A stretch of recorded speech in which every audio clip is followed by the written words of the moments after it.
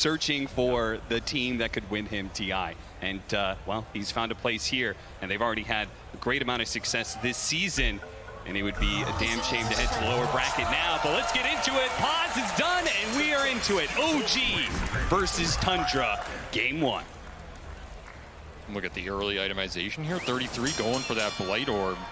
An aggressive build on this Visage. Sometimes we see the early Blade or just early stats for extra last hitting, but it tells me Tundra wants to fight on this lane, try and abuse the squishy support, and if it's Oracle or Maiden up there early, and just trade for the kills. We'll see if it pays off. Saksa doing some early ward checking. Got the Windlace up already.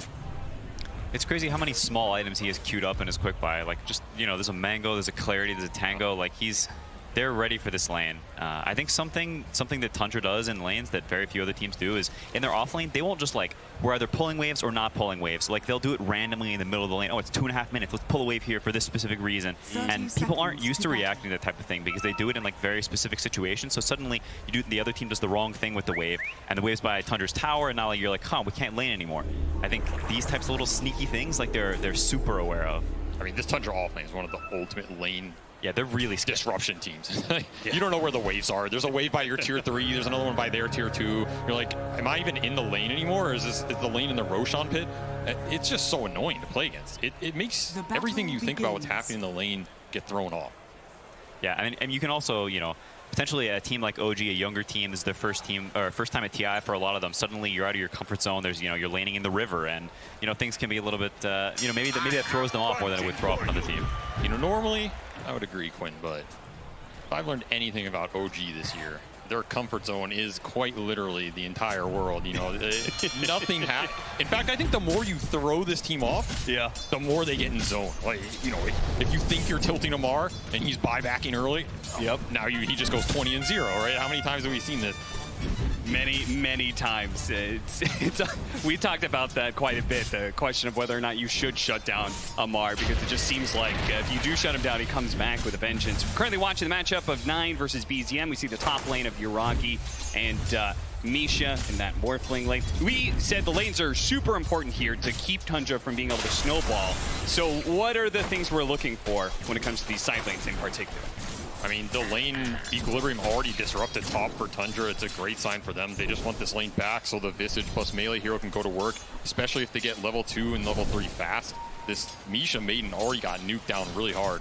And this is kind of a bad sign. You don't want this lane shoved out so fast for Crystal Maiden. She kind of wants to wear you down over the course of that shove out and get the kill at the end. Yeah. And that bottom lane, it's a similar story. OG wants this lane back for the Sand King so we can farm. Tundra wants to keep it up so Snake King can play the lane with the right clicks. Equilibrium super important for these two side lanes early on. You said it, Quinn. It looks like Tundra have already identified we're going to abuse this Crystal Maiden lane. We're going to try and go for those kills. I mean, they're going for it without a nuke on Saksa. They were just throwing the tree at him and hoping to get 33 to maxed out stacks. I feel like Misha's going to die here. Oh, yeah. He is very slow, very low. You have the Blight Orb on top of these tree hits. Very scary lane for this Crystal Maiden, and you do not want to feed the first blood to this Visage. It is the one way you're going to power up as early game the most. Yeah, I mean, you can see the CS bottom lane as well, and the HP levels. This lane, since they opted to put the bottom 5, you don't have as much kill threat in this lane. A bottom SLARK is very much chipping you down, abusing right clicks, abusing like individual skill in the CS. And I can definitely see a world where if Tundra plays this well, suddenly Sand King's low HP, can't come up to the wave, is essentially, oh my goodness. Ooh, that was a lot of damage. Skiter actually getting super low. That's it. Amar picks up the first blood. Wow, that was a crucial mistake from Skiter, staying up a little bit too long while Sand King's getting the pull off, feeds that kill away. Now suddenly Amar, 700 gold, he's gonna have plenty HP, plenty regen. Yeah. Totally changes the trajectory of this lane. I mean, that's huge for them. This is, if OG can pick a hero to have a good early lane, it's probably the Sand King, because normally this hero gets abused. So if he's getting accelerated, it's even better for them. I mean, that was that lane getting pushed deep, right? You get the caustics, you get that burrow, equilibrium. Winning OG one of these side lanes at least. Quinn, talk to me about this mid matchup, because you're a bit of an expert. I mean, you also have a enemy mid that you play up against quite a bit, and Gunner, who also plays the mid tusk all the time. Yeah. We're gonna watch Taiga actually. Looks like he's gonna be chased down here, snaking. Oh, the double high ground hit. That was the Crimson item. That was the Crimson It was the Mirana. cosmetic pay to win right there. Damn straight. But yeah, talk to me about Tusk versus Ember. Yeah, I mean, it's interesting that 9 picked Tusk into Ember. I think for a lot of people, they'd be pretty happy playing Ember into the Tusk because he just can't kill you ever. And Tusk is a hero that thrives off of early kills, early momentum. So it's kind of interesting that 9 picked that. I mean, 9 is a player with a very specific hero pool. But I think both sides will farm early, but it's one of these lanes where the Tusk needs to get stuff done other places because at some point you're going to start getting slighted infinitely, and you don't have a way to deal with that regen, right? You can't really punish the Ember back. He's going to sit there and keep pressing this stupid button on you, and you lose all your HP. And so Tusk is sort of on a timer in that regard. Like, you see the CS is very even, but you can already see the slight starting to add up. Once level 5 comes around, level 7, it sort of becomes uninhabitable for Tusk. I mean, you think he's just going to rotate super early this game, or do you just take it and get what you can? I mean, obviously the Tusk game plan is they probably don't care about this lane too much, right? Whenever you pick mid Tusk, lanes, whatever, it's about getting into the mid game where he's going to one-shot the backline. But do you try and force these early rotations to make up for this lane being a bad matchup? Yeah, I mean, a lot of that depends on how this top lane goes. I think that's where you're really happy to have a player like Neta in the offlane because your offlane is doing pretty well right now. You can look at the CS, moprhling very, very low, not doing the greatest in CS chart. Because if moprhling's having a good lane, it's pretty hard for this Tusk to go top. But now moprhling, he's getting a little bit low. Maybe Visage gets a 6 faster. Maybe suddenly Tusk, comes up here and tears the game open. I mean, talking about that, you're getting doubled up on moprhling. It's pretty bad. And another burrow strike fight. Yeah, Sandstorm doing some work. Snaking's going to hop out of it to be able to finish off Taiga. Should be no problems there. And you can see the strength of the SLARK is building up now against this Sand King. He has no options here. He's going to be blocked up. He does manage to pick up the bounty rune, yes, but it's all but inevitable. He's going to go for the burrow strike, perhaps to the other side of the cliff, but he gets hit by the snowball first before he could get the jump away. 2 kills in the bottom lane for Tundra, making up a bit for that first blood. That's better than a bounty rune in my book. I'll take it. You also get the permanent essence shift agility on SLARK because he got the last hit, so true. Skiter's gonna be happy about that one. Yeah, I mean, also some time where the SLARK gets to sit in lane for free. The faster you get to the 6, the scarier it is for Sand King, because now suddenly the Sandstorm chip damage, like SLARK doesn't care. He'll run into it, he'll hit you a bunch, he'll take a bunch of that damage, and he'll reset. And suddenly, on Sand King, you'll have a way to regenerate that HP. The lane can start to get a bit dicey. Maybe Tusk comes there and ganks you and kills you, and you have to, it can get very hairy very quickly. So maybe the most important thing was the experience that he got out of those kills. I think it was a really big deal. That's definitely huge. I mean, it's also about this Piranha doesn't want to sit down here and leech his XP forever, right? At some point, she wants to go roam, play around the Tusk, play around the Visage, who's having a very good early game. Let the SLARK get the solo XP, push him up to the level 6 faster. He will abuse the Sand King on his own. This game is going to come down to these rune fights, 6 and 8. 6-1's coming up right now. Sox on top, Snaking to the bottom. They want to deny this Ember the rune. They will. Invis for the Tiny. He's going to sneak away into the night, pick up the bounty rune while he's there as well. And we'll see whether or not, do they have vision of the Invis rune? Is it possible that he sneaks up on the moprhling here? Might sneak up on his courier. Yeah, that's actually what's really going to happen here. Bye-bye, courier. Mildly annoying. I mean, despite the CS and, maybe the moprhling's HP levels, his net worth is, pretty on par with Visage. The scary thing about this lane, though, is that it only gets worse for moprhling. Once you get to 6, suddenly the dynamic changes, and Visage just keeps on you. You're morphing down, your armor's going lower, he keeps on you, your armor's going lower, and you can sort of get, kicked out of this lane, potentially dive. That's super high HP. I mean, I think 33's had an amazing lane stage this game. Yeah. Like, this is a hero that can get super abused. That's ideally what you want, but he's already just to level 6, 0 deaths. Higher CS than the morph. I mean, I don't think yuragi'S sat on this lane, but if you're 33, you're super happy. Because again, you are the core of these Tundra lineups. You want to get that Wraith Pact and the auras online. The faster you do, the faster you're enabling everybody else in the type of game Tundra wants to play. Yeah, I mean, you also know as this Visage, pretty soon there's a Walrus coming your way, and there's going to be this tower dive, and it's pretty scary for this moprhling. We'll see how much they try to react to this when it happens. I mean, I wouldn't be surprised to see 9 just make that move with the Visage 6. Like, help him kick him out if they feel like they need the help to kick him out. Because again, like you said, I don't think he wants to just keep sitting mid against these slights. Yeah, I mean, you can see him squirming and dragging. They're trying it up, but the burst damage is actually not even close, thanks to, in part, the raindrop that he had. So yuragi will go full agility, try and get back some HP where he can. 8-minute rune is coming up. Amar is actually in the neighborhood. Maybe OG is going to put some serious effort here. 9 is going to be chased down by the 2 supports. BZM hoping to catch up and get a slight. Gonna go for it. He's going to go for it with the remnants and a little bit more. They got the fairy fire. Here comes Arrow. Nice shot from Snaking. Beautiful play by him. Snaking, longtime Mirana player. I mean, going all the way back to bottom. He's been playing this hero for quite some time. It's a little bit new on the 5 position, but he has some history for sure. I mean, if you're going to play 5 Mirana, You better hit your damn arrows, son. That's all I know. If you miss those, your impact goes down incredibly. But definitely bailed out his tusk there. Huge play. Waste some Ember's time as well. Another arrow. 2 for 2 that I've seen. Already good start. Probably missed 5 early, but we won't count those. Oh, they get the pounce. Here comes the rotation from 9. Shows up. And, well, we were talking about which of the side lanes are we going to be targeting here at the Tusk, because we know he's going to rotate around. Choosing to shut down Amar a little bit. Do you think that's a player preference or about the hero? I think it might even be just based on the situation and Neta making the call. If you look at top lane, like, it doesn't really look like he needs the gank here. The Morphling's already left the lane. Neta doing some wave dragging shenanigans as expected. The tower is taking damage. These creeps, no one's getting the XP here. You know, maybe he calls, yo, you don't need to come top. Morph already left. I can come up by myself, you know? And sure. 9 makes the smart play, gets the quick kill bottom. Now suddenly you've got pressure in all the lanes instead of just top. Yeah, 4-1. Tundra up by 1,000 net worth early. I mean, the big power play for me is going to be OG's supports cannot drag their cores into the game, right? These are backline supports with heals and nukes. The upside is once your cores come online, OG supports come online as well. That's why they're trying to get this blink on Amar. He's going to do some ancient Got the farming. epicenter. He's going to throw it out here. He's going to do some ancient farming right into the nose of Tundra, apparently, while Taiga is going to be chased down by 9 here. No hope to be able to save him. Amar popping the healing salve underneath this sandstorm, while the rest of Tundra trying to get the last hits. Got a sentry, it seems. 9's trying to hold the aggro out of the sandstorm Yeah. here. Whoa. Got them both. Very nicely played, and he gets a little bit of damage. There it is. Now they see him. Oh, the pounce barely off the mark. And Bro strikes over the side, and now BTM is here to be able to help him out. Amar just on the sliver of HP, but they can't quite see him. They're going to be able to kill Skiter as well. BTM to the rescue, and now 9 may be the 3rd pickup as OG. Oh, beautiful shards. BZM doesn't quite have a lot of mana. Does he have enough to be able to jump over to the other side? His slide is not going to be good enough. He has plenty of remnants, but the mana is the real issue. They fed him some mangoes, not good enough. Great fight for OG. I mean, we're talking about enabling the Sand King, getting him to blink. If Sand King dies and you lose that stack, you're absolutely screwed going into this mid game. Now they have a very good fighting chance to get the Sand King online, push towards this Maelstrom on Ember, who again, who's having the best game in this game right now? It's BZM. Yeah, he is very farmed. I mean, you can... Uh-oh. Nice shot.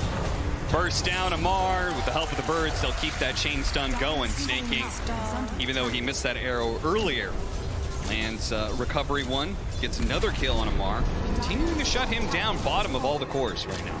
Yeah, I mean, such clutch play from Snake King, honestly. Going there and not letting the Snake King, you know, sit in the trees and sit there and defend forever because you don't have detection. Snake King immediately up there has 2 sentries, puts sneaky one in the trees. Amar doesn't expect it, goes down. Like, that's really painful. You're 800 away from this blink. You already farmed your ancient stack. Like, where are you going to get this gold from? There's more pressure from Tundra coming. Your mid tower is under attack soon. Your heroes are under attack. Your triangle. And the Snake King can't really contribute. You have to weather the storm here. You have to do it through this Ember too. Like, OG needs to fight through this Ember Spear right now. Ideally, keep this mid tower alive as long as they can. There's going to be some move to collapse on it, likely coming out from Tundra here in the next 5 minutes or so. And shutting down the Sand King holding that top tower does also speed up your mid rotation. You don't want to let him sit up there and just delay the game. You want to have this Visage be able to progress through the objectives he wants to do. Maybe a little triangle farm on the menu as well. And I mean, he is really farmed. This is going to be a fast raid pack. And that's probably what, once he gets that raid pack, then we're trying to take down that mid tower, right? I think there's some move that can come out, either to the jungles, you can go triangle. You want to use it to get the 5-man going, because I don't think OG... That was so greedy. He really tried to hold it for 9, but ultimately Soxa did have to pick it up. Pretty clutch from Soxa to click it there at the end and not like hope 9 got it. Like, that was pretty clutch. I mean, I think I would have left it for you though. I appreciate that. You know, otherwise you were going to yell at me after the game. Let's keep that off broadcast. Thank you. Power runes, man. I mean, I think what Neta's doing here is something that is pretty cute and like something Faith Beyond's done in the past, but occasionally when these offlaners that can farm Ancients, if you don't feel like you have the ability to go mid for whatever reason, maybe OG has too many heroes there, you rescind a little bit, you farm the Ancients, you get your pot on this level 7, now suddenly, you know, have this little bit stronger time maybe a minute later, and I think that's something that Tundra is more willing to do than a lot of other teams who maybe lose a little bit of focus, maybe they force this mid push a bit too much, waste some time, now suddenly their economy gets hurt a lot, and OG, you know, starts to creep back a little bit. I mean, this is the SLARK Diffusal. We're on a level 7. Amar's just channeling. Yeah, he's... Ooh, okay. Snowball, they're going to go for Misha here. Amar still trying to set up. Good save from Taiga. The Crystal Maiden's still eventually going to die. And look at that. Soxa gets a really nice toss back onto the Oracle as well. Taiga does what he can, but ultimately he's just going to be throwing damage around before he eventually dies and gives another stack over to Skiter. Man, the amount of pump fakes from Amar. I thought he knew that smoke was coming. I was like, Yeah, oh my, seriously. how does he know? But I think they were just, again, anticipating this mid move. They had the Sand King blink. They had the Ember Maelstrom. Maybe Tundra's a little too fast, caught him off guard, and that mid tower going down is really going to open up the map here. It's going to open up the Roche down the line more as well. They didn't get the fight. I think that's the fight that OG wanted more than anything, right? Like, you want to be able to take that fight with the blink, with the Maelstrom around that tier 1 that can protect your supports. Instead, you just get collapsed on. Now, where's your next opportunity to fight? Now you got to kind of play the map, make an aggressive move of your own. This is a nice move. It connects. Soxa just throws the tiny, does what he can, but he is going to be the victim of this smoke. But what is OG going to do with that? Support pick off doesn't necessarily mean you can put pressure on the mid tower or anything. No, they wanted SLARK or Tusk out of that move. Yeah. Very cute. That is a very Tusk thing. First the punch, then the high five. I can't kill you, but I'm going to sit here and annoy you. I'm going to cast my spells. You're going to be mildly irritated. But there's more coming now, and yeah, I mean, the map being small like this, OG's heroes, they can only really kill you out of smoke. Oh, they surprised him, but the Shrink Morph went off just in time, and now that is actually baited 9 into death here because OG actually brought the full party here. Everybody but Amar is hanging out in this Radiant jungle. Yeah, a bit rushed from Tundra. To be honest, I'm surprised they're not pushing things a little bit more. The SLARK having the Diffusal Blade. Radiant's bottom tower is under attack. Ooh, good sentry laid out, spotted Skiter. He knows. He actually thought maybe there was ward or something to be able to deal with the sentry in time. Master tier SLARK carrying his own sentries. That's how you know someone's a SLARK player. I mean, nowadays, Slarks are incentivized to do it. Find those wards, they're worth so much. Was it his sentry, though, or did someone else buy it for him? Because there's a difference. No, There surely is a he bought it difference. because he wants the bounty for it. He bought it. Oh no, he planted it. I can't see. GG. Looking for Amar again. Oh, sneaking in from behind. Soxa's going to be able to get the toss back, and they land the pounce immediately afterwards. Burrow strike in a second, but he can't get it off in time. That pounce just lasted too long, and the TP had to be canceled, so this is a free tower push. Yeah, pretty cool adaptation from Tundra. They're not sneaking, staying up there in the top lane, sort of keeping it pushed in after 9 died up there, and they say, okay, that's fine. So now you can stay there. We're going to go across the map with the rest of the heroes. We're not afraid. You know, our cores don't need to farm. We're going to connect them. We're going to fight with them. We don't need our supports to be in every move. So Snake's just sort of chilling up there, and the cores go down and take this tower. They pressure the Sand King, and now suddenly maybe your main woods are under threat, or you have to waste a glyph on this tier 2 bottom, and then you have the next tier 2. Yeah, so there's the glyph. That's a unique aspect of Mirana as a support, right? It kind of functions like those hoodwinks or something, because he could be up there and probably won't die because of his mobility. But Soxa, well, he doesn't have the same kind of options, and once again will be victim of OG's aggression. They're immediately going to smoke up afterwards here, but it was underneath the high ground ward. Yeah, he's going to break it. 9, good job there. Breaking a bit of the smoke. OG, I know they've been spotted, but yeah, they're still going to go for that mid tower regardless. It's low. There's a glyph here. Free pick off on Misha, but there's going to be the jump in from BCM. He's getting caught by the birds, perhaps. The moprhling cut Out in. of mana. Immediately going for Snake King, gets burned out of all this mana. They land the pounce there as well, and 33 is full health. Here comes the epicenter, and Misha with a great ultimate as well. There! It stops the epicenter. No chance for Amar. A toss back from Soxa. What a hit with the avalanche toss combination, bringing everybody low, and Tundra just kind of clean through the OG heroes. Oh man, what an arrow to stop that epicenter. So much damage negated in the fight. OG cannot clean it up. I'm not sure they were going to be close with that Wraith Pack down and put already on this Visage, but absolute disaster. BZM just getting his mana burned on the jump too. He just remnants straight into birds, and Skiter sitting there like, oh, you did the pounce for me, son. Just drains all his mana, gets the stacks up. Tundra cannot ask for a better fight. And I was about to say, this game has felt very reactionary from OG in terms of being very patient, waiting for the fights, the right ones they want to take. The aggressive smoke moves I think are just hard for them this game. Yeah, but you can see very good positioning from Tundra in this fight. It's rare you see a full duration CM ult and they lose the fight. Like, they just left them alone. He pressed the CM ult and they just said, fine, do it. And they walked away and they fought on the other outer ridge. And you see, CM, she doesn't really do that much in this fight. There's not much she can do. Tundra, really, really nice positioning. It's fine. Crazy toss back. Yeah, that was beautiful. Landing that combination on 3 different heroes. Fight was...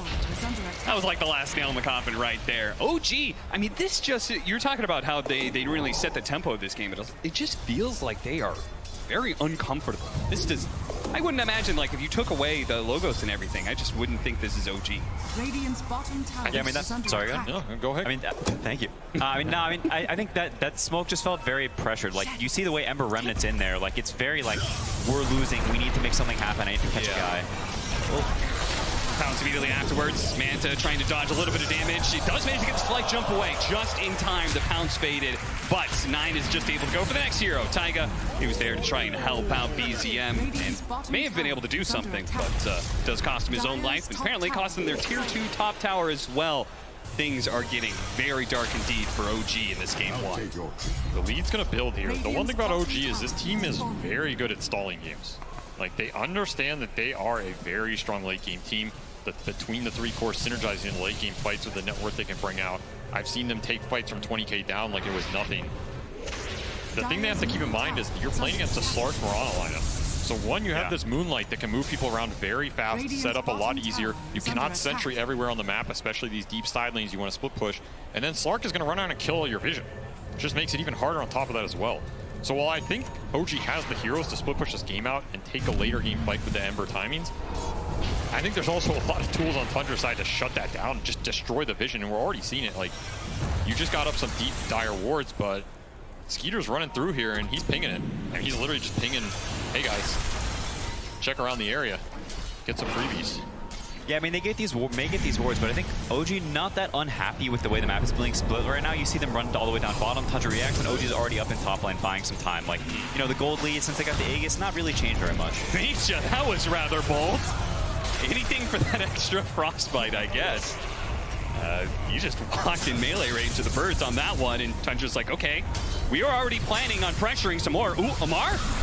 Saksa really trying to force this by going behind. It does set up Amar for the opportunity. The epicenter for the Avalanche actually went out there and stalled things out, and with the moprhling already dead, there goes all your damage. Tundra, they're just way too big. I mean, where's your damage going to come from? You already have full Wraith Pack type on this Visage. Sand King does literally no damage at that point. You do nothing. I think if Sand King channels all of his spells and connects them on everybody, you're doing like 500 damage. And they sit there and go, what's up? You know? On top of that, you still have Aegis on the SLARK. I don't think you can take these fights. I don't even think OG should really be trying to take these fights. I don't think it's possible. Even if 99% of your theory goes right. I think you have to split push this map. Maybe if you do that, your win probability isn't as high as taking that tier 2 fight.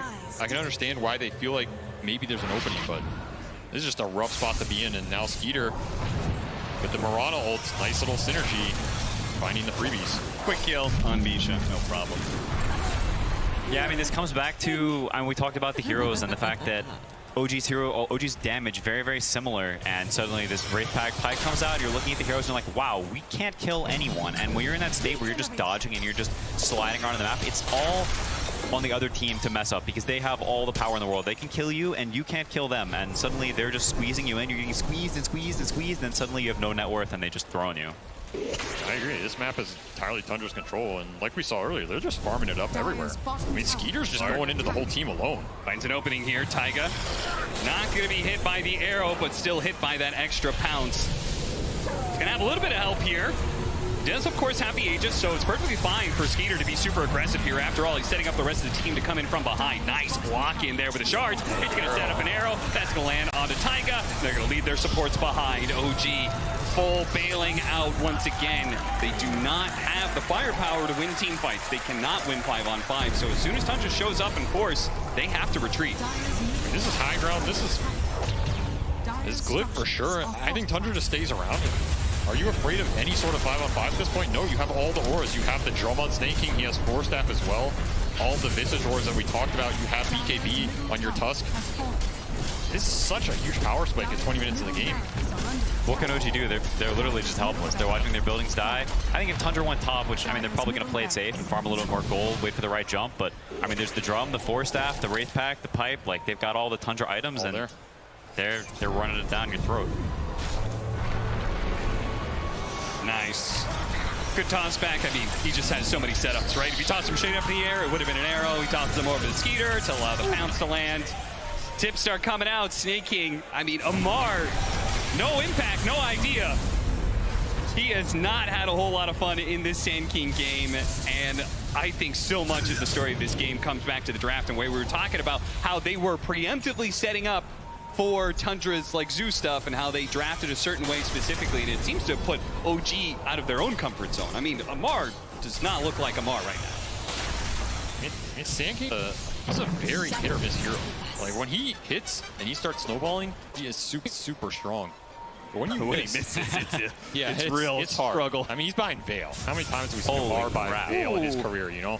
This is not the item I think he would ideally like to be buying this deep into the game. But they are just searching for any sort of extra damage at this point. Yeah, you can see your ult. Oh, up with the punch, the snowball, the arrow coming in as well. The shrink morph is doing its work, but now they've got the pounce, and that's going to be good enough. Misha, freezing field, but he just dies too damn quickly. BCM is going to be locked down. Amar goes through, hits the pro strike, only onto 1. They're focusing on 33, but he is super tanky, and Skiter is completely uncontested. 1 by 1, he will just knock down these heroes, take away their agility, and that is it. OG. Well, GG out.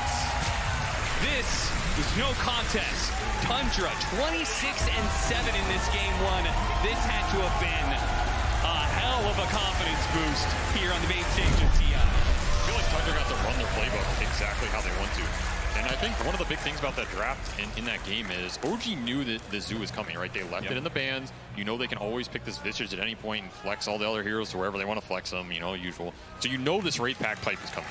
You know this is Tundra's game, but they had a huge amount of magical AoE, and I think if they're ahead out of the early game, you can take those early tower defenses and take the aggressive smokes to Tundra.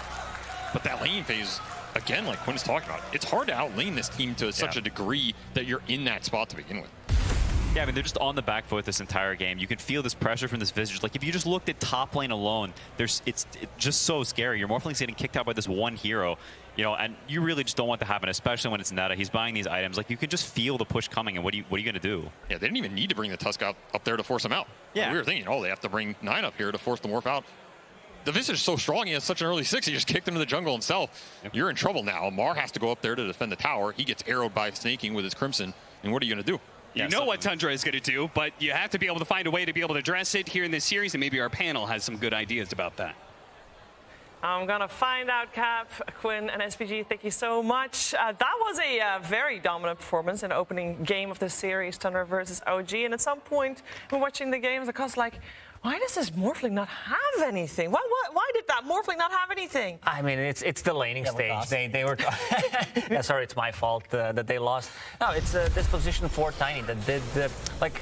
I thought the hero was going to fall off a little bit after the recent changes, but then people figured out, you know, we're going to take the 3 grab level 1 and be able to you can lane. Yeah, you can actually lane. You're not. You don't need to use as much mana as you did before, where you went for Toss and the Avalanche, and also this is super strong laner. Like Morphling, you need to be very careful how you're going to approach. And one thing I always liked about 33 as a player is all the small items that he buys. Like he's just going to buy every possible small item in the lane to be able to just win that lane and snowball, because he knows that most of the time he's playing those zoo heroes and will give them momentum.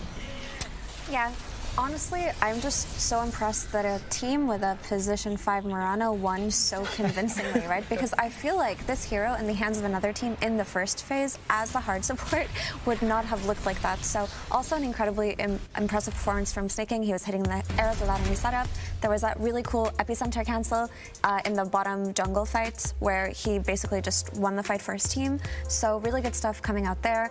It was just, for me, I could simplify this game to a very simple concept, which is the only anti-zoo hero, or the hero they were dependent